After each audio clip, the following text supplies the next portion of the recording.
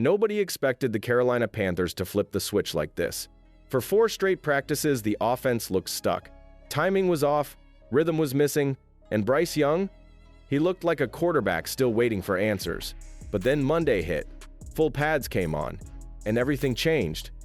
Suddenly, the Panthers didn't look like a team trying to survive camp. They looked like a team finding its identity. The sidelines felt different. The energy was sharp. This was not the same group that walked off the field the day before. The first padded practice wasn't just a better day, it was a statement. Bryce looked more confident. The play calling had pace. And for the first time, you could feel the connection between the quarterback and his wideouts. Guys were finishing routes, the ball was coming out faster. The Panthers weren't just running drills, they were building something. This wasn't about a flashy play or one breakout moment, it was a complete shift in tempo. And every coach watching it unfold knew exactly what that meant. The Panthers might have just stepped into a different gear. But here's what really set the tone. It wasn't just Bryce, it was the chemistry, the fire, the hunger across the offense. And at the center of it all, a few names you didn't expect began to rise. Because the next part of this story, it's not just about the quarterback, it's about how Bryce Young found his rhythm and the unexpected receiver who helped unlock it. But before we get into that, hit that like and subscribe button for more Panthers and all the NFL content. Let's aim for 500 likes on this video. The throws weren't just cleaner, they were decisive. Bryce Young looked like he'd been waiting for this moment, and when the pads finally came on, he delivered. He wasn't hesitating in the pocket anymore. On one red zone rep, he placed a perfect fade into the hands of rookie wideout T-Mac, who had just fought off a physical press from Mike Jackson. That throw wasn't lucky. It was timed, precise, and confident.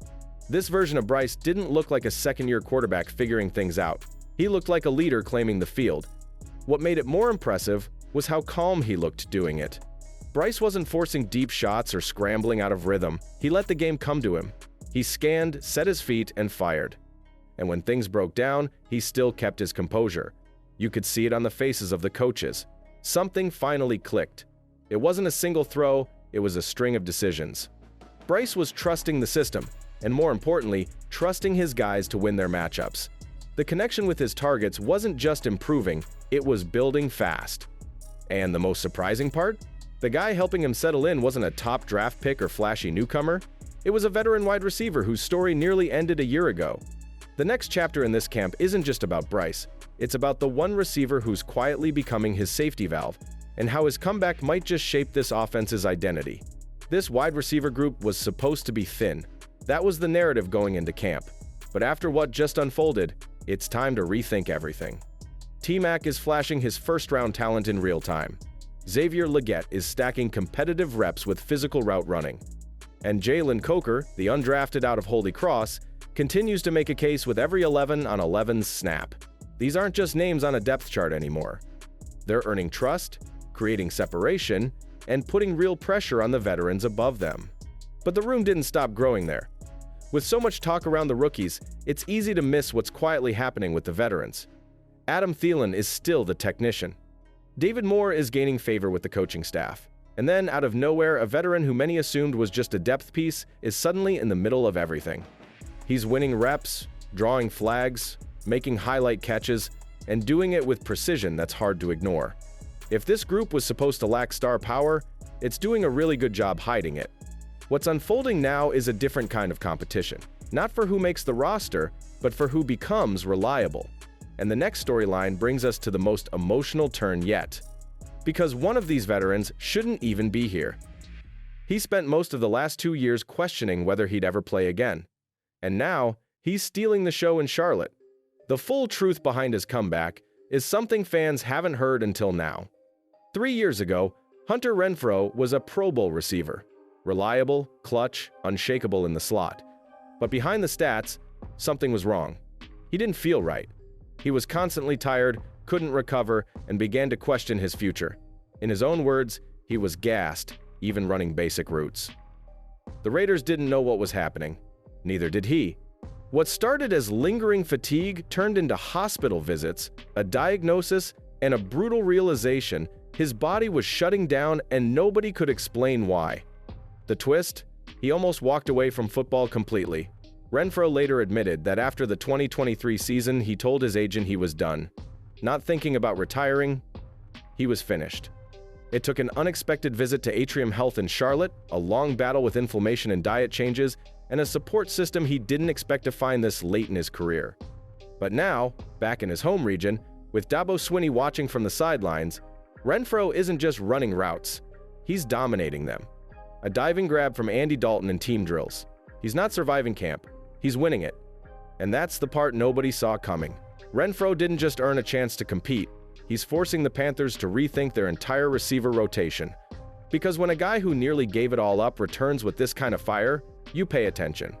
And right now, that fire is spreading, especially across the other side of the ball, where things are getting heated for a whole different reason. It took just one hit to ignite the first fight of Panthers training camp. Linebacker Trevin Wallace read a swing route perfectly and delivered a high shot to running back Chuba Hubbard. Some thought it was shoulder to shoulder. Others said it was helmet to chest. Either way, Chuba didn't wait for clarification. He came up swinging. A brief scuffle broke out, players jumped in, and just like that, the defense made its presence felt, not with words, but with attitude. And that one moment said it all. The physicality is back, but Wallace wasn't the only one making noise. DJ Johnson, now in his second year, is carving out a role as a true edge setter. He stopped the run cold on one play and is quietly earning more snaps with the first unit. Christian Roseboom added to the intensity with a well-timed blitz up the middle that would have been a sack in a real game. And with veterans like Shaq Thompson gone, it's guys like these who are stepping into leadership by force, not reputation. They may not be household names yet, but they're proving they belong on this field. The bigger question now shifts to depth, especially in the secondary. Because while the defense brought the heat on Monday, a few key starters were resting. That opened the door for two lesser-known corners to take the spotlight. And what they did with that opportunity might just shake up the Panthers' plans for the weeks ahead. Just when the Panthers' offensive line began settling into rhythm, the group took an unexpected hit. Third-year guard Chandler Zavala suffered a knee injury during one-on-one drills against Derek Brown, later diagnosed as an issue with his patellar tendon. The team labeled him week to week, but internally, there's concern. Zavala was having a strong camp, showing real developmental progress, and now his path forward is uncertain. One misstep in a padded rep, and suddenly the depth chart is being restructured on the fly. In Zavala's absence, the pressure shifts to J-Tyre Carter and Jarrett Kingston, both fighting for relevance with second-team reps. Brady Christensen, already the most versatile piece on the line, will be leaned on even more heavily to cover any cracks. Coaches have been rotating Yosh Nijman with Taylor Moton to keep bodies fresh, but Zavala's absence disrupts the chemistry the Panthers were hoping to build ahead of joint practices. It's not just about who replaces him, it's about how the entire unit adjusts to a missing piece during a critical phase of camp. What makes this more urgent is the position itself. Offensive line depth isn't just nice to have, it's survival. And while the starting five remains mostly intact, one more injury could push the entire group into scramble mode. Meanwhile, over on the other side of the field, cornerback rotations are shifting too.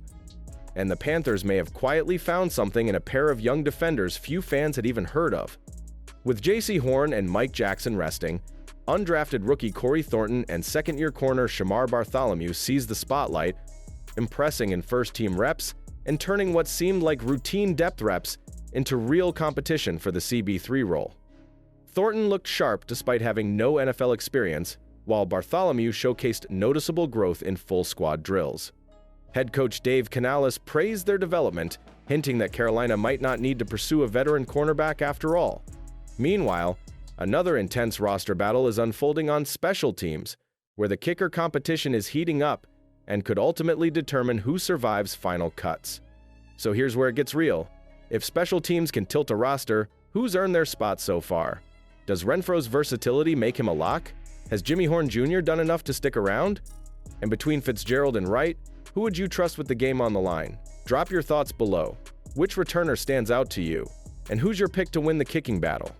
Let's hear it, Panther Nation, because this phase of the game might be the one nobody sees coming until it's too late.